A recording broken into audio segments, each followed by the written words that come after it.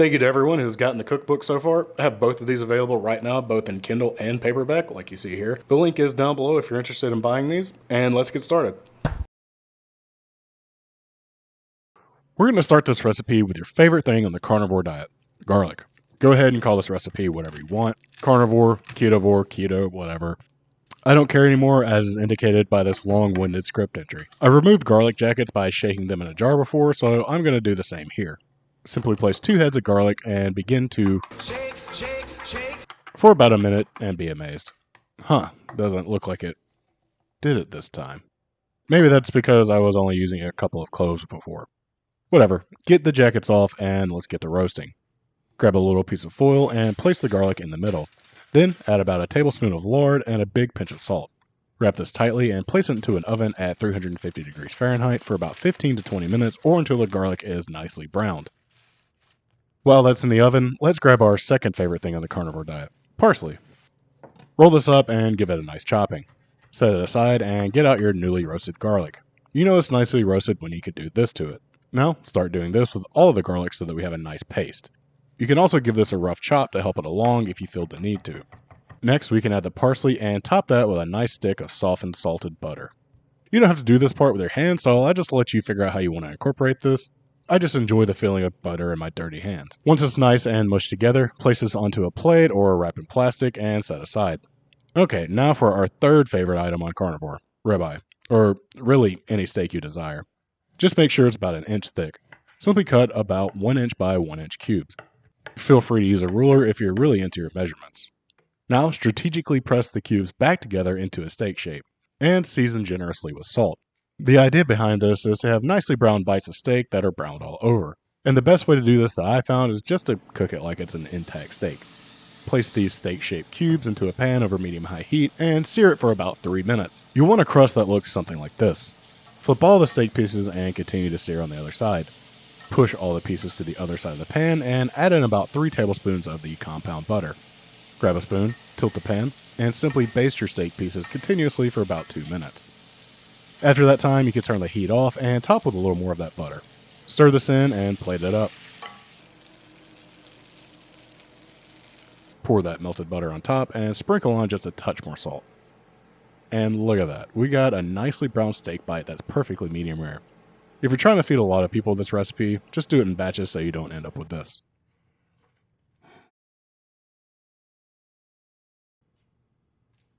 What? Are meatball pull-aparts a thing? They should be if they aren't. Grab yourself a box grater and grate 8 ounces of mozzarella cheese. If you want a fun game for this, grab a 4-sided die and roll to see which side of the grater you're going to be using to make your cheese smaller. Whatever the outcome, congrats on making big cheese, small cheese. Alright, now we can do some work on some ground beef. Add about 1.5 pounds of ground beef to a bowl along with 1 egg, 2 teaspoons of salt, a 1/4 teaspoon of black pepper, a 1/2 teaspoon of granulated garlic, and an 1/8 teaspoon of dried thyme. Incorporate this by hand until it's fully incorporated by hand. You don't have to do this, but I'd really like it if you took 2 ounces of beef and formed them into meatballs. Simply give them a Thai massage between cupped hands and add to a pan. Repeat until you've gotten all of your balls massaged. This last one is 1.6 ounces, but that'll be our little secret. Take your nice and relaxed balls and place them over medium-high heat so we can start to crisp them up. Give these a flip after about 3 minutes or until they have a tasty looking surface like this. After all of your balls are brown, place them into an oven at 350 degrees Fahrenheit for about 9 minutes. We're shooting for about a 140 degree Fahrenheit internal temperature and to extract some of that beef juice. I pictured making this in a bundt pan, but I'll settle with a loaf pan. Begin by laying down a thick layer of your mozzarella and top that with some of your cooked balls. Add another layer of cheese and sprinkle with whatever seasoning you want, and repeat until your ingredients are used up. Place this back into your oven at the same temperature for another 12 to 15 minutes or until your top cheese is lightly browned. Once it's out, let's drain some of that beef and cheese juice and let it rest for about 10 minutes. After that time, we can unfasten our cheesy meatball pull-aparts by placing a plate on top and giving it a flip and maybe a few taps. If you could hear by my reaction, I'm a little concerned because of how it looks. What the f that is there? Like a meatball meatloaf. I don't care. Let's check it out. There's the cheese pull I wanted from the pull-apart aspect, and there's the meatball flavor I wanted from the meatball aspect. It's simple and a fun way to share your balls with your friends. There's a secret in this recipe that I will reveal at the end. Do you think you can guess what it is? We're making a Reuben casserole, so obviously we need some fresh corned beef. Add a corned beef roast into an Instant Pot along with the packet of corns and beef, splash in about 1 cup of water, a big pinch of salt, and apply the lid directly to the forehead of the Instant Pot. Set to pressure cook for 50 minutes, not 40 minutes. Don't ask me why I know this, and let it do its thing. Release your pent-up anger, steam for a few minutes, and remove the corned beef from the pot. Let it cool off if you want to, but I don't have a whole lot of feeling in my fingers left from working in kitchens for a decade. So I'm going to go straight to chopping. I suggest that you start with some slices and then chopping it up with a cleaver if you have one. Most chef's knives will do the job here as well. Once it's nice and chopped up, place your meat into whatever baking receptacle you want. I'm going to use my handy 10-inch cast iron skillet. To this, we're going to add about a half can of the devil's lettuce, or about 8 ounces by weight. Then we're going to break up some Swiss into it. You can tell it's Swiss from the holes. Toss this around with your tongs and then top it with your remaining Swiss cheese. It's like a little cheese hat. Place this into an oven at 350 degrees Fahrenheit for about 15 minutes or until your top cheese is nicely melted. And look at that. Beautiful. You want to know the secret now? The beef was absolutely rotten.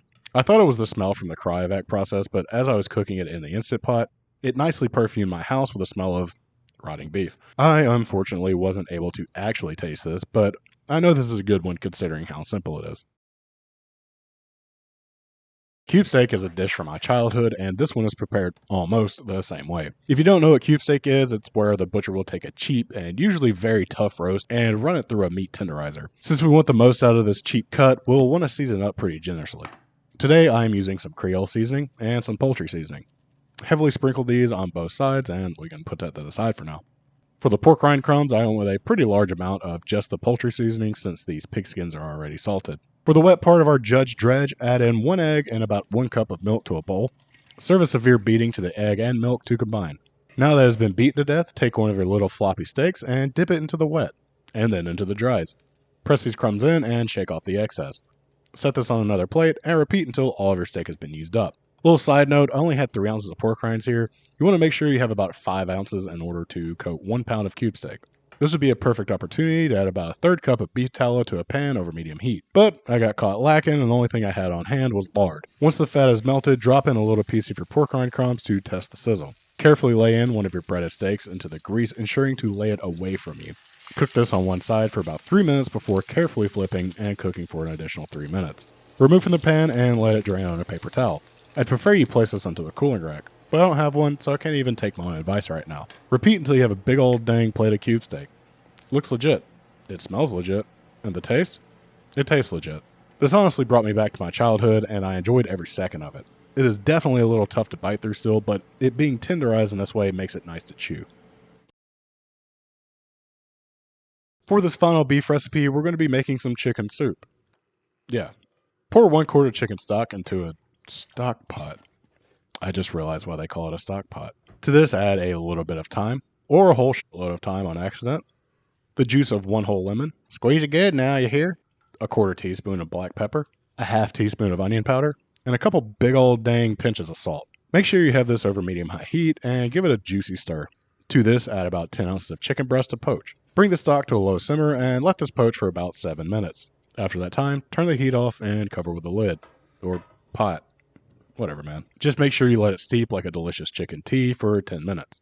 Remove this chicken from the pot and shred it off screen. I just used a couple forks to make this happen since it was so succulent and juicy from the poaching. Add it back in and give it a taste for seasoning. Mine needed another little pinch of salt, and it felt a little watery on the tongue, so I added about 2 tablespoons of cold butter and stirred that in to creamify it. So much better. Now, ladle yourself up a nice bowl. But what if we didn't? It's time to make a beef bowl in the video about beef recipes. The big question is, will it work? Let's find out. To an oven-safe and preferably smaller bowl, take about 1 pound of ground beef and begin pressing it into the outside of the bowl. Season this up with some salt and place it into an oven on a sheet tray at about 350 degrees Fahrenheit. Is this a stupid idea? I feel like it should just work. All the ideas in my head just work all the time. How's it looking? I checked mine after 20 minutes and I had high hopes. It definitely wasn't quite done yet, so I put it back in for another 8 minutes. And look at that, a beef bowl of disappointment. You know what? I'm going to remain positive here and see if I can get it to slide off. Gravity definitely isn't a thing, or so I thought. And well, yeah, there it goes. But we're here to test if ground beef can be an effective soup bowl. Go ahead and ladle yourself a nice bowl of chicken soup into your beef bowl. I've got to say, the soup is delicious, and the beef bowl works well with it. I'm a little disappointed by the entire gravity situation, so beef bowl is a fail. For now.